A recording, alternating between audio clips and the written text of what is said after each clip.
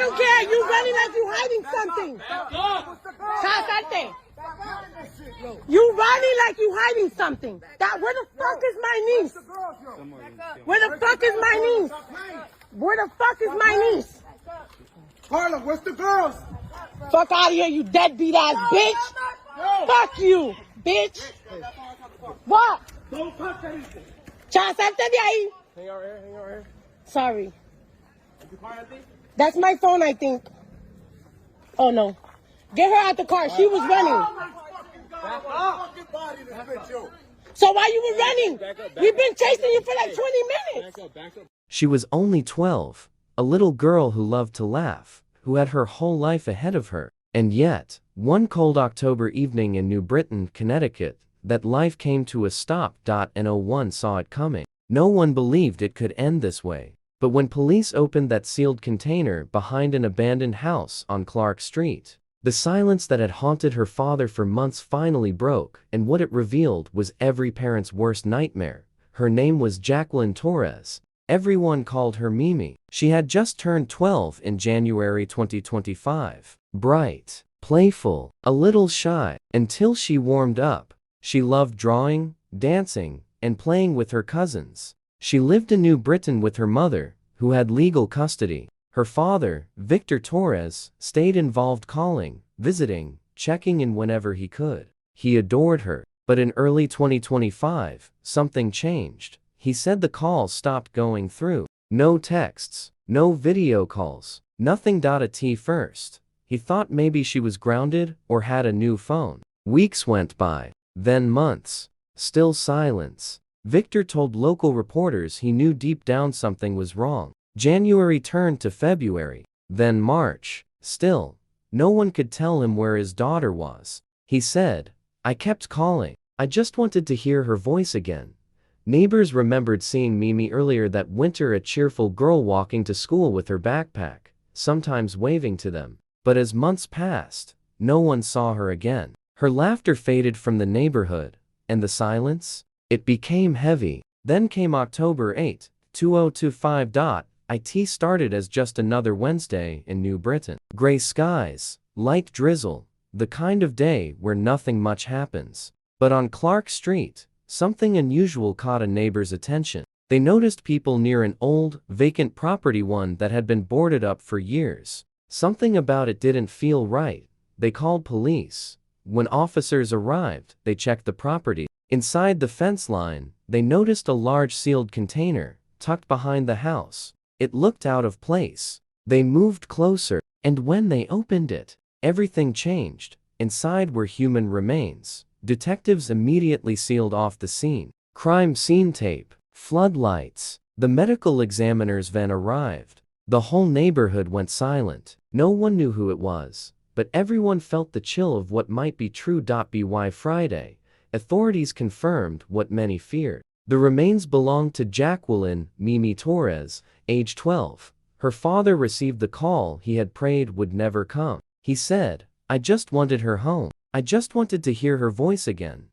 News spread across New Britain within hours. People gathered outside the abandoned house on Clark Street. They brought candles, flowers, balloons.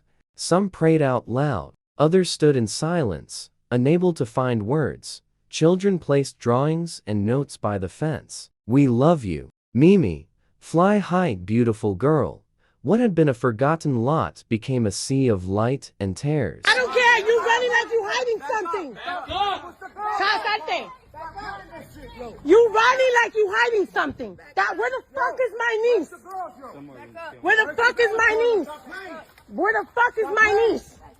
Meanwhile, police confirmed they had detained Mimi's mother for questioning. She had legal custody, and investigators said they needed to speak with her about the timeline. Video from local news showed her being escorted by officers shortly after the discovery. At the time, no formal charges had been announced, but the investigation was active and ongoing. Authorities from New Britain Police, Farmington Police, and the Connecticut State Police Major Crime Division joined efforts with the Office of the Chief Medical Examiner. The goal was clear: find out how, when, and why this happened, and who was responsible. For Victor Torres, Those questions echo every night. How could a child vanish for months, unnoticed? How did no one realize something was wrong sooner? And why didn't anyone tell him what was happening? He said to reporters, "I kept calling. No one answered. I felt something was wrong, but I couldn't reach her."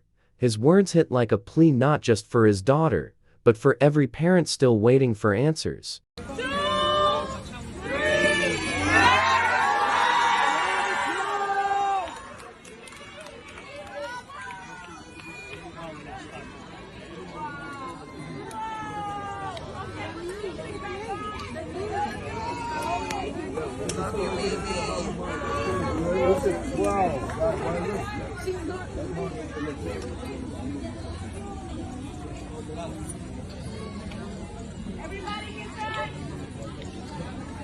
The community responded. Hundreds came together for a vigil on Clark Street. Pink and white balloons floated into the air. Fireworks lit the sky, a small gesture of light for a life lost too soon. People cried, hugged, prayed. The words on everyone's lips were the same: justice for Mimi. If you believe every child deserves to be safe and heard, please subscribe and follow this story, because silence only ends when people speak up.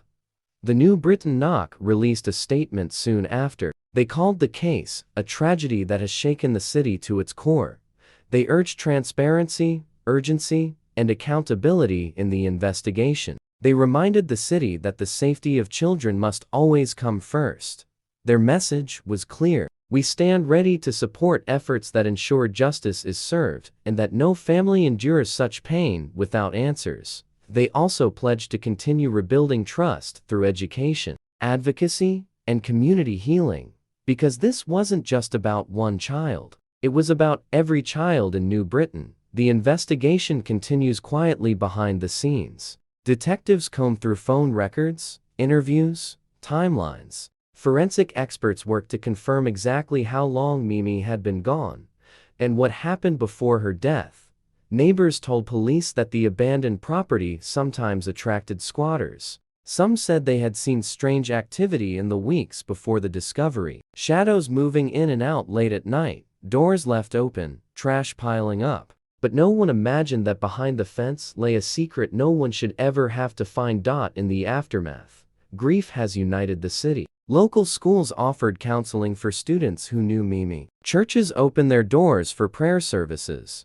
And strangers, people who never met her, brought toys, cards, and messages of hope to the growing memorial. A child's pink jacket now hangs from the fence, a symbol, a reminder that her story can't be forgotten.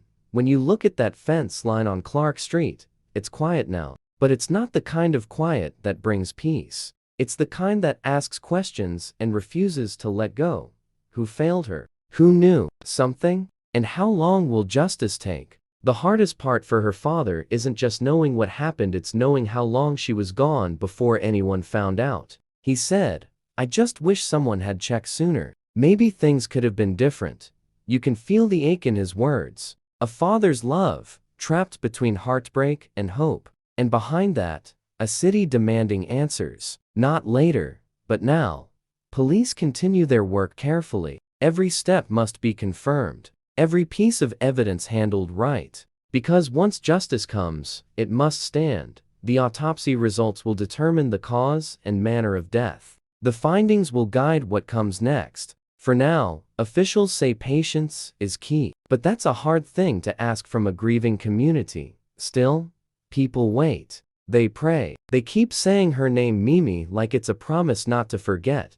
This story isn't just about one family's pain. It's about what it means to protect our children and what happens when systems fail. How does a 12-year-old disappear without the world noticing? How does it take months before the truth comes out? And how do we make sure it never happens again? Mimi's story now lives in the hearts of everyone who heard it. It's in the drawings pinned to that fence. It's in the tears of her classmates. It's in the determination of a father who refuses to stop asking questions. She may be gone, but she changed something. She reminded a city to care again. So, what happens next? The investigation continues. Her mother remains under scrutiny as detectives work through evidence and statements. Community leaders continue pushing for updates and for justice done openly and fairly. And for those who knew her, her light stays alive. Because even in tragedy, remembrance can become strength. Jacqueline Mimi Torres was just 12.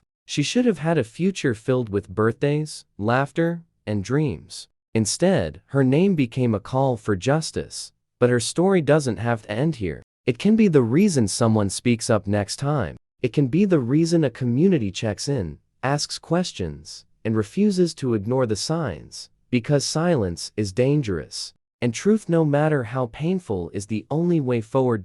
So, if you're watching this, take a moment. Say her name, share her story, and remember what her father said. I just wanted to hear her voice again. May we all listen before it's too late. Rest in peace, Jacqueline Mimi Torres. Justice must come. If you want to follow updates on Mimi's case and support stories that seek justice and awareness, subscribe, share, and stay informed. Because every voice matters. Every child matters.